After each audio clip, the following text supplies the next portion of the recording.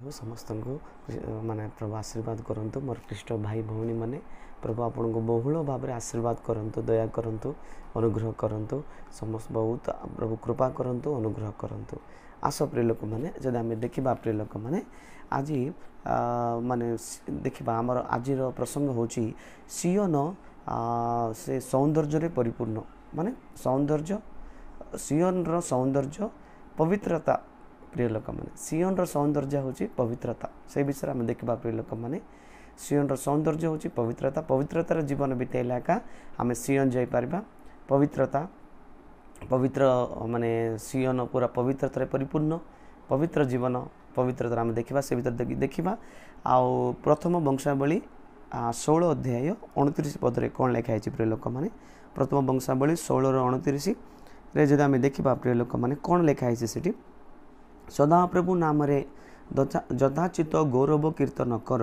नैवेद्य आण तांको छामरे आस पवित्रतार सौंदर्य सदाप्रभु को माने भजना कर प्रभु पवित्र नाम धन्यवाद केते सुंदर वाक्य प्रिय लोक मैंने जो देखा कौन ये सदाप्रभु नाम यथाचित गौरव कीर्तन कर सदाप्रभु नाम आम गौरव कीर्तन करवा प्रिय लोक मैंने गौरव करवा प्रशंसा करवा महिमा करवा प्रिय लोक मैंने गौरव कीर्तन कर आमको प्रभु कौन पे सृष्टि करछंती तांकर गौरव करने सृष्टि करछंती प्रिय लोक मैंने तांकर नाम महिमान्वित होगापी आमको सृष्टि करछंती तांकर नाम प्रशंसा करने आम सृष्टि होइछु मोर प्रिय लोक मैंने सदा प्रभु को जो गौरव आम देवार अच्छी आम देवाक पड़ो प्रिय लोक मैंने स्तुति करबार पड़ो महिमा देवाक पड़ो प्रिय लोक मैंने सदा प्रभु माने यथाचित गौरव कीर्तन कर माने नेबल जंत्रणा प्रशंसा कर उच्च करताल प्रशंसा गौरव कर प्रभु कहले से प्रिय लोक मैंने सदा प्रभु को सदा बेले दाऊद कहले सदा प्रभु सदा बेले मो धन्यवाद दिए मोर प्रिय लोक मैंने आम सदा प्रभु को गौरव कीर्तन करने प्रभु आमको ये जगत रे जन्म ग्रहण प्रभु आमको जन्म देइछन्ति प्रिय गौरव कीर्तन करवा द्वितीय आम देखा कौन नैवेद्य आण नैवेद्य आणबार अच्छे प्रिय लोक मैंने चर्च रे आम दशमांश देवार अच्छी आम चर्च रे केबे दशमांश आम आशा ही दशमांश लुचाइबार नहीं प्रिय लोक मैंने आम दशमांश देवार अच्छी नैवेद्य आण बोले प्रभु कहले माने यथार्थ गौरव कीर्तन कर और नैवेद्य आण चर्च रे दशमांश न देकी रहीबार नहीं प्रिय लोक मैंने दशमांश देवार अच्छी प्रिय लोक मैंने दशमांश न दे अनेक लोक नरक पड़े जाइछन्ति जानिछन्ति ना प्रिय लोक मैंने से दशमांश आम देवाक पड़ो प्रिय लोक मैंने नैवेद्य आण बोली परमेश्वर कहले प्रभु को पवित्र नाम गौरव माने नैवेद्य आण बोली प्रभु कहले प्रिय लोक मैंने तापर आम देखा तांको छामुरे आस तांकर छामुरे आस चर्च रे जाओ संडे संडे तुम चर्च रे शुक्रवार रविवार हो जोटा हो आपण सभा हो सप्ताह को आपण जाओ तांकर छामुरे आस प्रिय लोक मैंने प्रभु को पवित्र नाम तांकर छामुरे जीवार अच्छे आम प्रभु को पवित्र नाम गौरव तांकर छामुरे जाइकी तांको गौरव कीर्तन करिकी नैवेद्य तांको देकी प्रिय लोक मैंने आम प्रशंसा करवा प्रिय लोक मैंने से पुरातन नियम मुझे देख पारिबा आदाम रे स्टार्ट करिकी नैवेद्य देवार माने नियम थिला नूतन नियम रे माने आम नैवेद्य आणबार अछि यथार्थ गौरव देवार अछि कीर्तन करबार अछि नैवेद्य आणबार अछि आ तांको छामुरे आसबार अछि तांकर उपस्थिति को जीवार दया करी मोर भाई भौणी माने कृष्ण ठारे मोर भाई भौणी माने दया करी प्रभु को छामुरे जीवाटा छाड़ नहीं चर्च जातु बहुल आशीर्वाद प्रभु करेंगे आपण जीवन में प्रभु को पवित्र नाम गौरव जो देखा प्रिय लोक मैंने पवित्रतार सौंदर्य सदा प्रभु को भोजना कर देख यहाँ हूँ मुख्य पॉइंट पवित्रतार सौंदर्य आउ सदा प्रभु को कीर्तन सदा प्रभु को माने देखिपर किस्टाटी सौंदर्य सदा प्रभु भोजना कर पवित्रतार सौंदर्य प्रिय लोक मैंने प्रभु को पवित्र नाम धन्यवाद पवित्रतार सौंदर्य सदा प्रभु को माने भोजना आम करबार भोजना कर पवित्रतार सौंदर्य माने पवित्रता गोटे सौंदर्य अच्छी प्रिय लोक मैंने आम पवित्रतार थी आका सदा प्रभु को कीर्तन करार अच्छी पवित्र होकी आम पवित्र चलिकी प्रिय लोक मैंने पवित्र जीवन काटिकी सदा प्रभु को गौरव कीर्तन करवा सदा प्रभु कीर्तन पवित्रतार चलिकी सदा प्रभु कीर्तन करवा प्रिय लोक मैंने प्रभु को पवित्र नाम गौरव हो जो देखा प्रिय लोक मैंने माने माने आम जो देखा सियोन मध्य पवित्रतार सौंदर्य एका प्रकाशमान प्रिय लोक मैंने सियोन मध्य पवित्रतार सौंदर्य प्रकाशमय हे अटंती प्रभु को बहुत नाम धन्यवाद हो माने सियोन गोटे एमती जगह माने मु कही चारोटी प्रकार स्वर्ग सियोन जेरुसलाम नूतन आकाश नूतन पृथ्वी आ सियोन रे सब बेले आराधना चलती प्रिय लोक मैंने आराधना स्तुति प्रशंसा सियोन रे चलती सब बेले प्रभु को पवित्र नाम रे गौरव हो सियोन रे आराधना प्रशंसा चलो माने सियोन आमे कौन आम जदि माने आराधना आमे पवित्रता आमको दरकार प्रभु को आराधना करने ये आम देखिपार कौन पवित्रतार सौंदर्य सदा प्रभु को भोजन कर आमे पापरे थी प्रशंसा कले गौरव कले सेटा प्रभु माने ग्रहण करेंगे नहीं प्रिय लोक मैंने आम जब पापरे थी स्तुति प्रशंसा गौरव करबू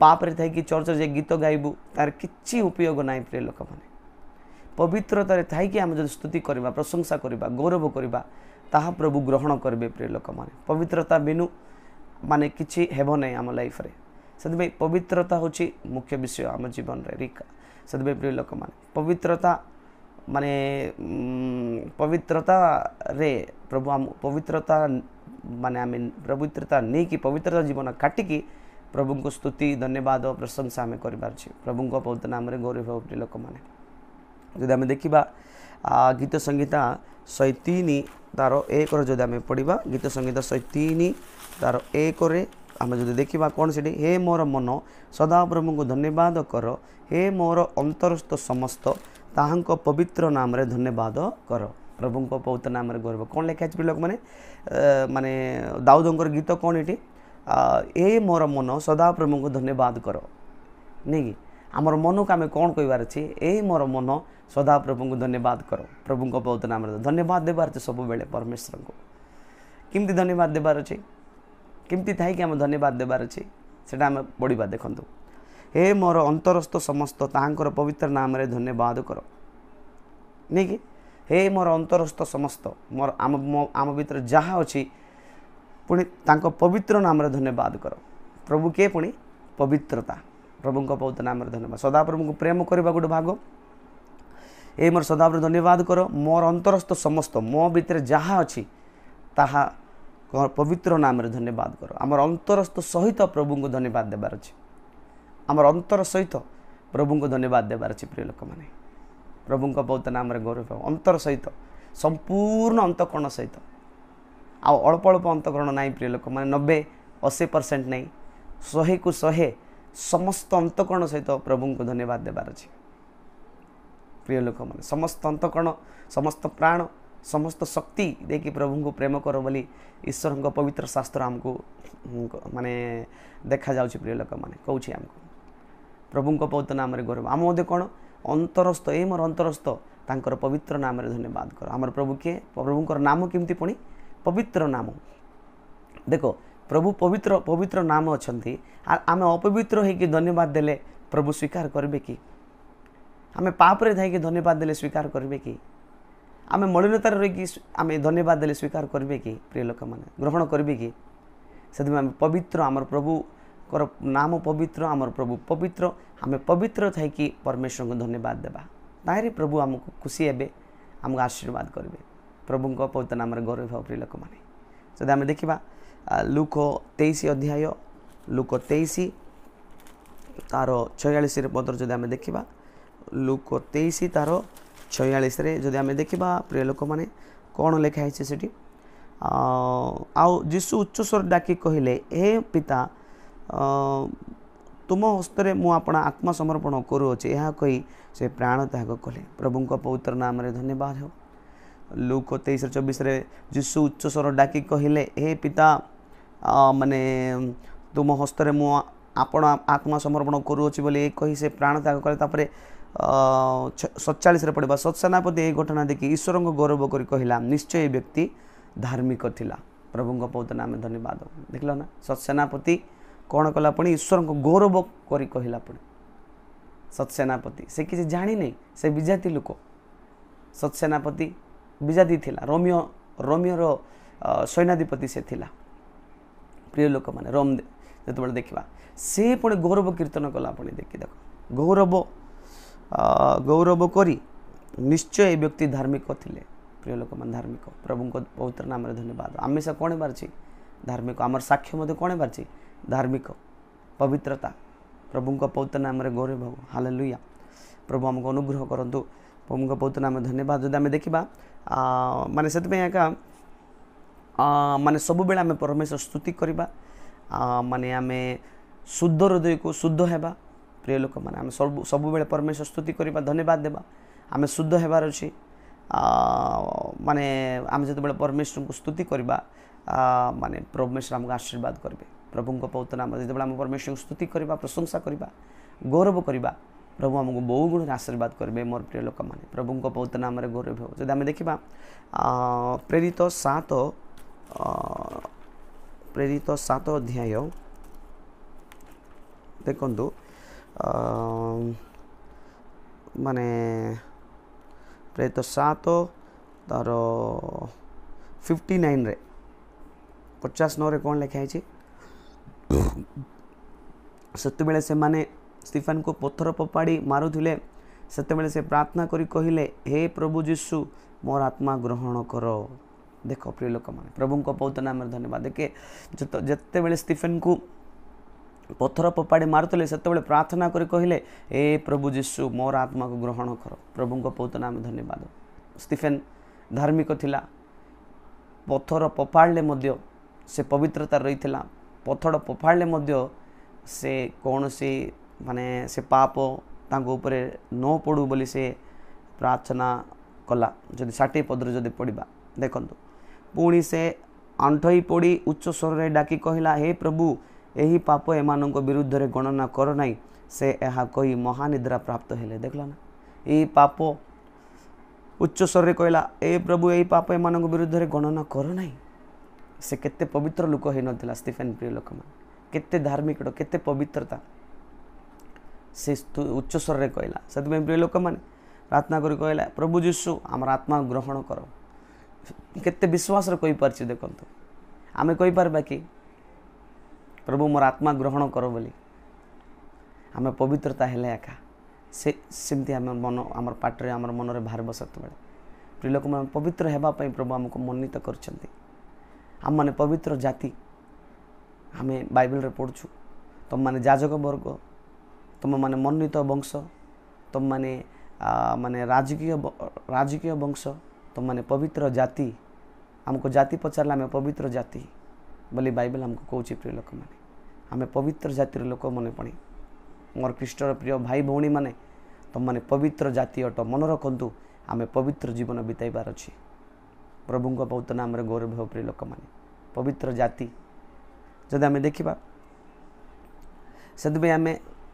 आमको ये सांसारिक बा मानसिक इच्छा रहीबार नहीं अभिलाष रहीबार नहीं प्रिय लोक माने आम आत्मिक अभिलाष आउ माने सत्यता पाई अभिलाष रहीबार अच्छे आम जीवन में ये जागतिक जिनस जागतिक अभिलाष जागतिक चिंता आमर भीतर रहीबाक हेबो नहीं प्रिय लोक माने आत्मिक अभिलाष आत्मा पवित्र आत्मा पाइबी अभिषेक पाइबी आत्मिक विषय जाक पाइबी प्रथम राज्य धार्मिकता अन्वेषण कर बाकी सब तुमको दिज्व सेहीपरि आत्मिक विषय माने परमेश्वर आत्मा अटंती जो मैंने आराधना कर आत्मार सत्यर आराधना करवा आम वाक्य पढ़ी पार प्रिय लोक मैंने प्रभु को पवित्र नाम गौरव हो जो देखा से प्रिय लोक मैंने आम कौन होबार अच्छे आम सांसारिक चिंता सांसारिक विषय आम अभिलाष पूर्ण होबार नहीं प्रिय लोक मैंने आत्मिक विषय आ सत्यतार अभिलाष होबार अच्छे आत्मिक विषय अभिलाष सत्यता अभिलाष आम पाइबार अच्छे प्रिय लोक मैंने प्रभु को पवित्र नाम गौरव प्रिय लोक मैंने आत्मिक सत्यता अभिलाष पूर्ण आम होबार अच्छे प्रिय लोक मैंने प्रभु को पवित्र नाम गौरव प्रिय लोक मैंने से मोर प्रिय लोक मैंने प्रभु आमको पवित्रता होगापाई मन्नित कर पवित्रता चलवाई मन्नित कर पवित्र जीवन बिताइवाई प्रभु आमको मन्नित कर प्रभु को पवित्र नाम गौरव हो प्रिय लोक मैंने जब आम देखा रोमियो 12 तार 21 जब आम देखा प्रिय लोक मैंने रोमियो 12 तार 21 जब आम देखा प्रिय लोक मैंने रोमियो 12 तार 1 सर क्षमा करेंगे रोमियो 12 तार 1 कौन लिखा है प्रिय लोक मैंने अतएव हे भाई माने ମୁଁ ତୁମମାନଙ୍କୁ ଈଶ୍ୱରଙ୍କ ଦୟା ହେତୁ ବିନତି କରୁଅଛି, ତୁମମାନେ ଆପଣା ଆପଣା ଶରୀରକୁ ସଜୀବ ଓ ପବିତ୍ର ଓ ଈଶ୍ୱରୀୟ ସୁଗ୍ରାହ୍ୟ ବଳି ରୂପେ ଉତ୍ସର୍ଗ କର, ଏହା ତ ତୁମମାନଙ୍କର ଯୁକ୍ତି ଉପାସନା। ଆମେ ଉପାସନା କରୁଛୁ। ଉପାସନା କହିଲେ କ'ଣ? ଉପାସନା କହିଲେ କ'ଣ? ଅତଏବ ହେ ଭାଇମାନେ, ମୁଁ ତୁମମାନଙ୍କୁ ଈଶ୍ୱରଙ୍କ ଦୟା ହେତୁ ବିନତି କରୁଛି। ପ୍ରେରିତ ପାଉଲ କହୁଛନ୍ତି ବିନତି କରୁଛନ୍ତି ପୁଣି ପ୍ରଭୁ ମାନେ ପାଉଲ ବିନତି କରୁଛନ୍ତି। କ'ଣ ବିନତି କରୁଛନ୍ତି?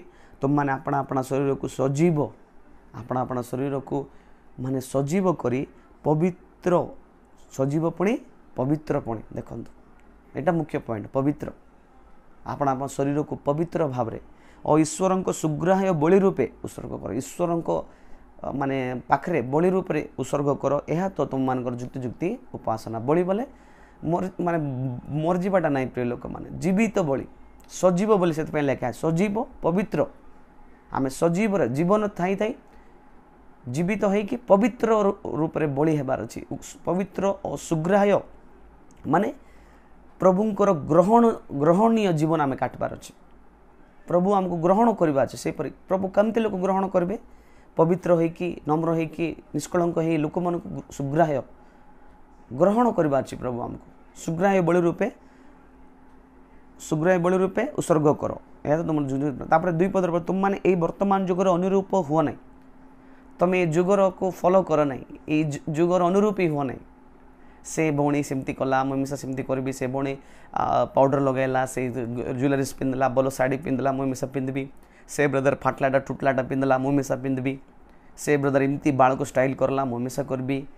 ସେ ଏମିତି ଷ୍ଟାଇଲ୍ଟା ସିରିଏଲ୍ଟା ପିନ୍ଧିଲା, ସିନେମାଟା ପିନ୍ଧିଲା। ଜାଗତିକ ଜିନିଷ, ଜାଗତିକର ଅନୁରୂପୀ ହୁଅ ନାହିଁ ପ୍ରିୟ ଲୋକମାନେ, ଜାଗତିକ ଅନୁରୂପ ହୁଅ ନାହିଁ। କିନ୍ତୁ ଯେପରି ତୁମମାନେ ଈଶ୍ୱରଙ୍କ ଇଚ୍ଛା କ'ଣ ଏଇଟା ମେନ୍ ଜାଣନ୍ତୁ।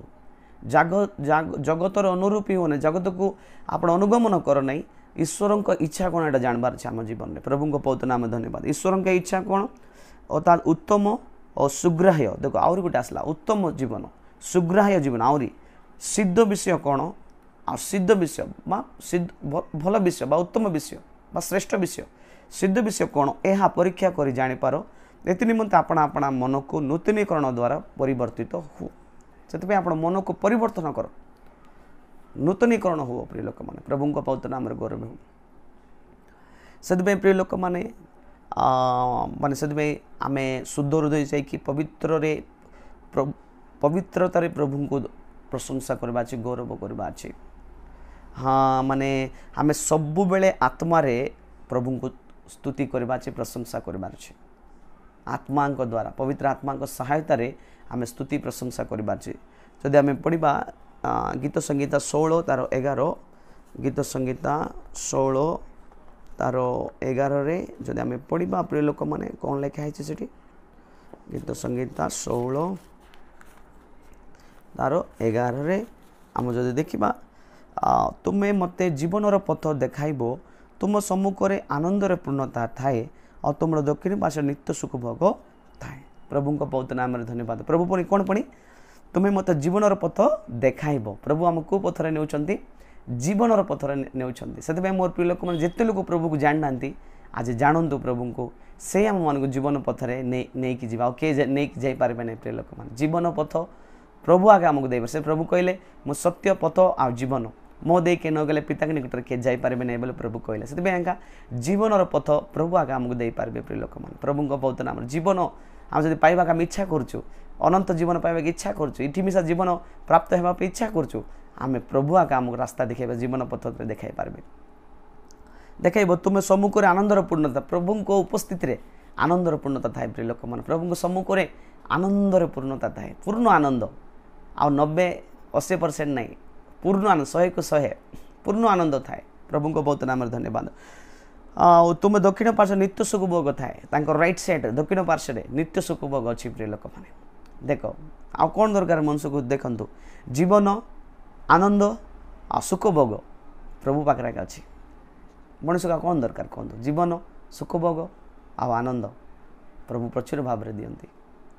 ପ୍ରଭୁଙ୍କ ପବିତ୍ର ନାମରେ ଧନ୍ୟବାଦ ହେଉ। ଯଦି ଦେଖିବା ପ୍ରିୟ ଲୋକମାନେ, ଆମେ ପଢ଼ିଲୁ ମାନେ ଆମେ ଆତ୍ମା ସହିତ ମାନେ ସବୁବେଳେ ଆମେ ଆତ୍ମା ସହିତ ପ୍ରଭୁଙ୍କୁ ସ୍ତୁତି ପ୍ରଶଂସା କରିବାର ଅଛି।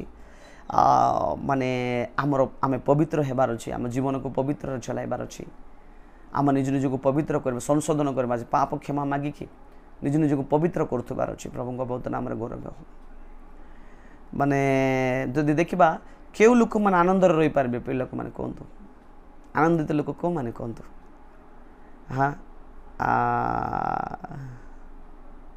ଯେଉଁମାନେ କି ଏ ପୃଥିବୀରେ ଆଉ ସ୍ୱର୍ଗରେ ଆନନ୍ଦିତ କେଉଁମାନେ କୁହନ୍ତୁ?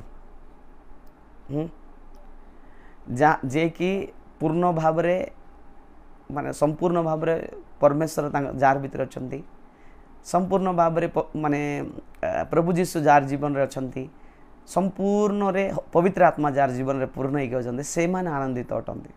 ପ୍ରଭୁଙ୍କ ପବିତ୍ର ନାମରେ ଗୌରବ। ପ୍ରିୟ ଲୋକମାନେ, ସେମାନେ ଆନନ୍ଦ ଲୋକମାନେ। ହାଲେଲୁୟା। ପ୍ରଭୁଙ୍କ ପବିତ୍ର ନାମରେ ଧନ୍ୟବାଦ। ଯଦି ଆମେ ପଢ଼ିବା ଗୀତ ସଂହିତା 96ର 9 ଯଦି ପଢ଼ିବା, ଗୀତ ସଂହିତା 96ର ଯଦି 9 ପଢ଼ିବା ପ୍ରିୟ ଲୋକମାନେ, କ'ଣ ଲେଖା ହେଇଛି? 9ରୁ 10 ଆହେ ପବିତ୍ରତାରେ ସୌନ୍ଦର୍ଯ୍ୟ ସଦାପ୍ରଭୁଙ୍କ ଭଜନ କର, ସାମୁଦାୟିକ ପୃଥିବୀ ତାଙ୍କ ଛାମରେ କମ୍ପମାନ ହୁଅ। ଦେଖ, ଆହେ ପବିତ୍ରତା ସୌନ୍ଦର୍ଯ୍ୟରେ ସଦାପ୍ରଭୁଙ୍କ ଭଜନା କର। ଦେଖ, ଆହୁରି ଦାଉଦ ଏଇଠି ଲେଖିଛନ୍ତି, ପ୍ରଭୁଙ୍କ ପବିତ୍ର ନାମରେ ଧନ୍ୟବାଦ। ପବିତ୍ରତାର ସୌନ୍ଦର୍ଯ୍ୟରେ ସଦାପ୍ରଭୁଙ୍କର ଭଜନା କର। ପବିତ୍ରତାରେ ଏକା ତାଙ୍କ ଭଜନା କରିବା ଅଛି, ଅପବିତ୍ରତାରେ କରିଲେ ହେବ ନାହିଁ ପ୍ରିୟ ଲୋକମାନେ। ପାପ ଥାଇକି, ଅପବିତ୍ରତାରେ ଥାଇକି, ଆମେ ବ୍ୟଭିଚାରରେ ଥାଇକି, ଅପବିତ୍ର ଥାଇକି, ମନ୍ଦତାରେ ଥାଇକି ଆମେ ଭଜନ କଲେ ପ୍ରଭୁ ତାହା ସ୍ୱୀକାର କରିବେ ନାହିଁ ପ୍ରିୟ ଲୋକମାନେ।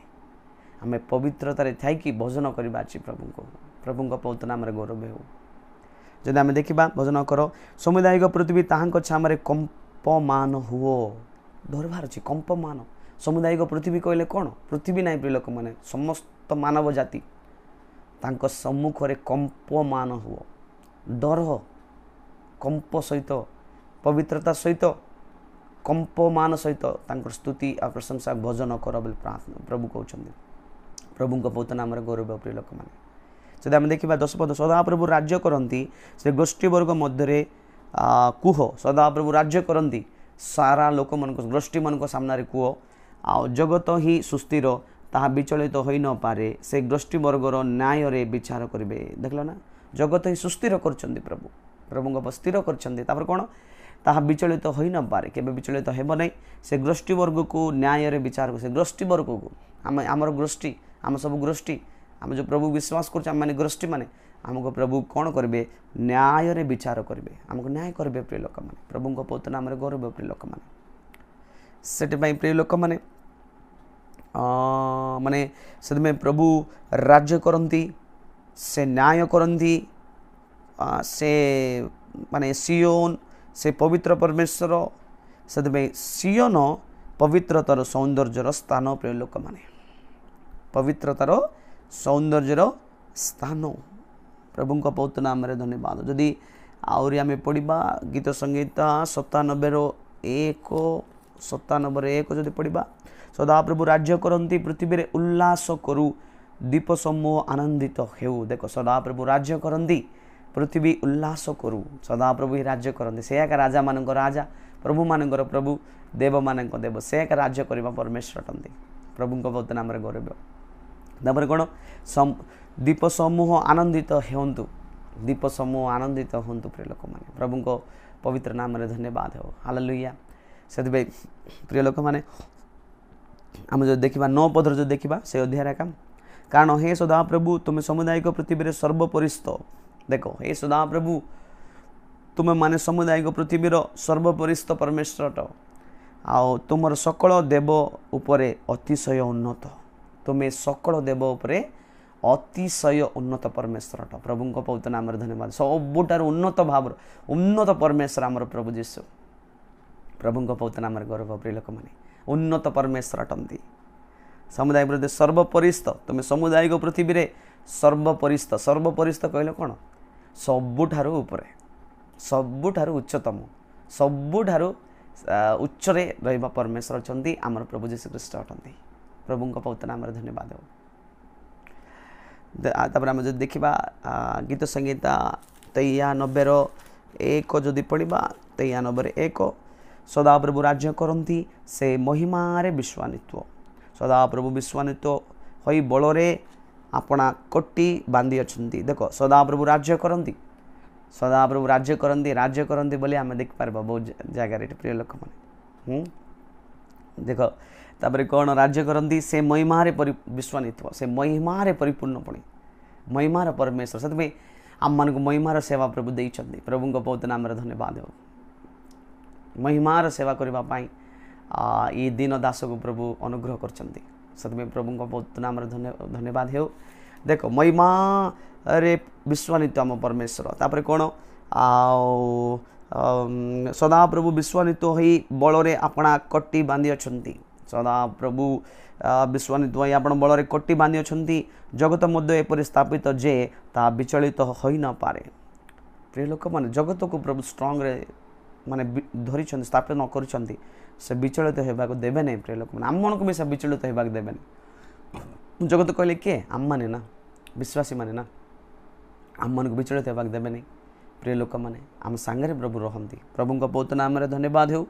ଯଦି ଆମେ ଦେଖିବା ଆଉ ଯଦି ଦେଖିବା ଦ୍ୱିତୀୟ ବଂଶାବଳୀ 20:21, ଦ୍ୱିତୀୟ ବଂଶାବଳୀ 20:21 ଯଦି ଆମେ ଦେଖିବା, ଦ୍ୱିତୀୟ ବଂଶାବଳୀ 20:21 ଆମେ ଯଦି ଦେଖିବା କ'ଣ ଲେଖା ହେଇଛି ପ୍ରିୟ ଲୋକମାନେ ଏଠି ଯଦି ପଢ଼ିପାରିବା। ପୁଣି ସେ ଲୋକମାନଙ୍କ ସହିତ ପରାମର୍ଶ କଲା ଉତ୍ତାରେ ସୈନ୍ୟ ଶ୍ରେଣୀ ଆଗେ ଆଗେ ମାନେ ସେମାନଙ୍କୁ ଗମନ କଲେ ସଦାପ୍ରଭୁ ଉଦ୍ଦେଶ୍ୟରେ ଗାନ କରିବାକୁ, ଧର୍ମ ସୌନ୍ଦର୍ଯ୍ୟରେ ପ୍ରଶଂସା କରିବାକୁ। ପୁଣି ସଦାପ୍ରଭୁ ଧନ୍ୟବାଦ କର ଯେହେତୁ ତାଙ୍କର କରୁଣା ସଦାକାଳ ସ୍ଥାୟୀ ବୋଲି କହିବାକୁ ଲୋକ ନିଯୁକ୍ତି କଲେ। ପ୍ରଭୁଙ୍କ ଏଟା ଆମେ ଦେଖିପାରିବା। ଜିହୋଶାଫାତ ରାଜା ବିଷୟରେ ଆମେ ଯଦି ଦେଖିପାରିବା, ଜିହୋଶାଫାତ ରାଜା ପରମେଶ୍ୱରଙ୍କୁ ମାନେ ଧର୍ମ ସୌନ୍ଦର୍ଯ୍ୟରେ ପ୍ରଶଂସା କରିବା ପାଇଁ, ବୁଝିଲେ ନା, ପବିତ୍ରତାର ସୌନ୍ଦର୍ଯ୍ୟରେ ମାନେ ମାନେ ସ୍ତୁତି କରିବା ପାଇଁ, ମାନେ ସିଓନ ମାନେ ପବିତ୍ରତା ସୌନ୍ଦର୍ଯ୍ୟର ନଗର ଅଟେ।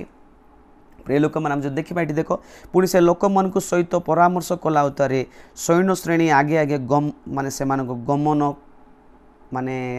ଗମନ କାଳେ, ଦେଖ ସେ ଲୋକମାନଙ୍କ କଥା ପରାମର୍ଶ ନେଲା ପରେ ସୈନ୍ୟ ଶ୍ରେଣୀ ଆଗେ ଆଗେ ସେମାନଙ୍କୁ ପ୍ରଶଂସା ଗୌରବ କରିବା ପାଇଁ ମାନେ ଲୋକମାନଙ୍କୁ ନିଯୁକ୍ତି କଲେ। ପୁଣି କାରଣ ସଦାପ୍ରଭୁ ଉଦ୍ଦେଶ୍ୟରେ ଗାନ କରିବାକୁ, ଧର୍ମ ସୌନ୍ଦର୍ଯ୍ୟ ପ୍ରଶଂସା କରିବା ପାଇଁ। ଦେଖ ଧର୍ମ ସୌନ୍ଦର୍ଯ୍ୟ, ଧାର୍ମିକତାର ସୌନ୍ଦର୍ଯ୍ୟ, ପବିତ୍ରତାର ସୌନ୍ଦର୍ଯ୍ୟରେ ପ୍ରଶଂସା କରିବା ପାଇଁ। ପୁଣି ସଦାପ୍ରଭୁ ଧନ୍ୟବାଦ କର ଯେହେତୁ ତାଙ୍କର କରୁଣା ସଦାକାଳ ସ୍ଥାୟୀ ବୋଲି କହିବାକୁ ଲୋକ ନିଯୁକ୍ତି କଲେ। ପୁଣି ପ୍ରଭୁଙ୍କ ବହୁତ ନାମରେ ଧନ୍ୟବାଦ ହେଉ। ପ୍ରଭୁଙ୍କ ଦେଖିଲ ନା ପ୍ରିୟ ଲୋକମାନେ, ସେତେବେଳେ ଜିହୋଶାଫାତ ରାଜା ଜୟ ପାଇଲେ ମୋର ପ୍ରିୟ ଲୋକମାନେ। ପ୍ରଭୁଙ୍କ ପବିତ୍ର ନାମରେ ଧନ୍ୟବାଦ ହେଉ ପ୍ରିୟ ଲୋକମାନେ। ହାଲେଲୁୟା। ସେଥିପାଇଁ ପବିତ୍ରତାର ସୌନ୍ଦର୍ଯ୍ୟରେ ଆମେ ଚାଲିବା। ଯଦି ଆମେ ଦେଖିବା ଆଉ ଗୋଟେ କେଉଁ ଲୋକମାନେ ମାନେ ଆନନ୍ଦର ଲୋକମାନେ ଯଦି କହିବା, ପୃଥିବୀରେ ସବୁଠାରୁ ଆନନ୍ଦର ଲୋକ କେଉଁମାନେ କହିଲେ ଜାଣିନା, ମାନେ ପବିତ୍ର ଲୋକମାନେ ଏକା ଆନନ୍ଦରେ ରହିପାରିବେ ଏଇ ପୃଥିବୀରେ, ସ୍ୱର୍ଗରେ ମଧ୍ୟ। ଯେଉଁମାନେ ପବିତ୍ର ସେମାନେ ଆନନ୍ଦରେ ରହିପାରିବେ। ଆଜି ଅଶାନ୍ତି ଅସୁବିଧା ଆମକୁ ଭିତରେ ଶାନ୍ତି ନାହିଁ, ଆମେ ଆନନ୍ଦରେ ରହିପାରୁନୁ କହିଲେ ଆମ ଭିତରେ ପାପ ଅଛି କେଉଁ ଭିତରେ ନହେଲେ ପ୍ରିୟ ଲୋକମାନେ। କିଏ ସବୁଠାରୁ ଆନନ୍ଦ ବ୍ୟକ୍ତି? ଯେ ପବିତ୍ରତାର ଜୀବନ କାଟୁଛି ସେ ଏକ ଆନନ୍ଦ ବ୍ୟକ୍ତି ପ୍ରିୟ ଲୋକମାନେ। ସେ ଏକ ଆନନ୍ଦର ବ୍ୟକ୍ତି ହେଇପାରିବ। ପବିତ୍ର ଲୋକ, ଆନନ୍ଦ ଲୋକ, ଆନନ୍ଦକାରୀ ଲୋକ। ପ୍ରଭୁଙ୍କ ପବିତ୍ର ନାମରେ ଗୌରବ। ଯଦି ଦେଖିବା ମାନେ ଆମେ ପବିତ୍ରତାକୁ ପ୍ରେମ କରିବା, ଆଉ ସିଓନକୁ ପ୍ରେମ କରିବା, ପବିତ୍ର ପରମେଶ୍ୱରକୁ ପ୍ରେମ କରିବା, ଆମେ ପବିତ୍ରତାର ସୌନ୍ଦର୍ଯ୍ୟରେ ପ୍ରଭୁଙ୍କୁ ଭଜନ କରିବା, ସ୍ତୁତି କରିବା, ପ୍ରଶଂସା କରିବା, ଗୌରବ କରିବା। ଯଦି ଆମେ ଦେଖିବା ଗୀତ ସଂହିତା 110ର ଯଦି ଆମେ 2 ପଢ଼ିବା, 110:2 ସଦାପ୍ରଭୁ ସିଓନ ଠାରୁ ତୁମ ପରାକ୍ରମ ଦଣ୍ଡ ପ୍ରେରଣ କରିବେ, ତୁମେ ଆପଣ ଶତ୍ରୁଗଣ ମଧ୍ୟରେ କର୍ତ୍ତୃତ୍ୱ କର। ଦେଖ ସଦାପ୍ରଭୁ ପୁଣି ସିଓନ ଠାରୁ ତୁମ ପରାକ୍ରମ ଦଣ୍ଡ ପ୍ରେରଣ କରିବେ, ଆଉ ତୁମେ ଆପଣ ଶତ୍ରୁଗଣ ମଧ୍ୟରେ କର୍ତ୍ତୃତ୍ୱ କରିବ। ପୁଣି ଶତ୍ରୁ ଉପରେ ଜୟ ପାଇବ ତୁମମାନେ। କି ପାଇଁ? ପ୍ରଭୁ ସିଓନ ଠାରୁ ରାଜଦଣ୍ଡ, ସିଓନ ଠାରୁ ପରାକ୍ରମ ଦଣ୍ଡ ପ୍ରେରଣ କରିବେ। ପ୍ରଭୁଙ୍କ ବହୁତ ନାମରେ ଧନ୍ୟବାଦ ହେଉ। ସେଥିପାଇଁ ପ୍ରିୟ ଲୋକମାନେ ଆମେ ଦେଖିବା ମାନେ ସେଥିପାଇଁ 3 ପଦରେ ତୁମେ ପରାକ୍ରମର ଦିନରେ ତୁମ ଲୋକମାନେ ସ୍ୱେଚ୍ଛାରେ ଆପଣାକୁ ଉତ୍ସର୍ଗ କରନ୍ତି। ପବିତ୍ରତାର ସୌନ୍ଦର୍ଯ୍ୟ ଅରୁଣର ଗର୍ଭରୁ ତୁମର ଯୁବକ ଗଣ ଶିଶିର ତୁଲ୍ୟ ଉତ୍ପନ୍ନ ହେବେ। ଦେଖ ସେଥିପାଇଁ ପ୍ରଭୁଙ୍କ ପବିତ୍ର ନାମରେ ଧନ୍ୟବାଦ। ତାପରେ ଲେଖି ଅଛି କ'ଣ? ପବିତ୍ରତାର ସୌନ୍ଦର୍ଯ୍ୟରେ ଅରୁଣର ଗର୍ଭରୁ ତୁମର ଯୁବକ ଗଣ ଶିଶିର ତୁଲ୍ୟ ଉତ୍ପନ୍ନ। ପବିତ୍ରତାର ସୌନ୍ଦର୍ଯ୍ୟରେ ତୁମର ଯୁବା ଲୋକମାନେ ଶିଶିର ତୁଲ୍ୟ, ଅରୁଣର ଗର୍ଭରୁ ତୁମର ଯୁବକ ଗଣ ଶିଶିର ତୁଲ୍ୟ ଉତ୍ପନ୍ନ ହେବେ ପୁଣି ପବିତ୍ରତାର ସୌନ୍ଦର୍ଯ୍ୟରେ। ସେଥିପାଇଁ ପ୍ରିୟ ଲୋକମାନେ ଆମେ ପବିତ୍ରତା ସୌନ୍ଦର୍ଯ୍ୟରେ ରହିବା। ଆଉ ପବିତ୍ର ଲୋକମାନେ ଆଗ ଆନନ୍ଦିତ ଲୋକ ଏହି ପୃଥିବୀରେ ହଉ କି, ସେଥିପାଇଁ ପ୍ରିୟ ଲୋକମାନେ ଆମେ ପବିତ୍ରତାରେ ଚାଲିବା। ଆଉ ପବିତ୍ରତାର ସୌନ୍ଦର୍ଯ୍ୟରେ ପ୍ରଭୁଙ୍କୁ ଭଜନ କରିବା, ସ୍ତୁତି କରିବା, ପ୍ରଶଂସା କରିବା ଆଉ ଗୌରବ କରିବା। ପବିତ୍ର ସୌନ୍ଦର୍ଯ୍ୟରେ ଆମେ ଆରାଧନା କରିବା। ପ୍ରଭୁ ଆମ କୃପା କରନ୍ତୁ, ଦୟା କରନ୍ତୁ, ଅନୁଗ୍ରହ କରନ୍ତୁ। ଏହି ଛୋଟ ବାକ୍ୟ ଦ୍ୱାରା ପ୍ରଭୁ ଗୌରବ ପାଆନ୍ତୁ।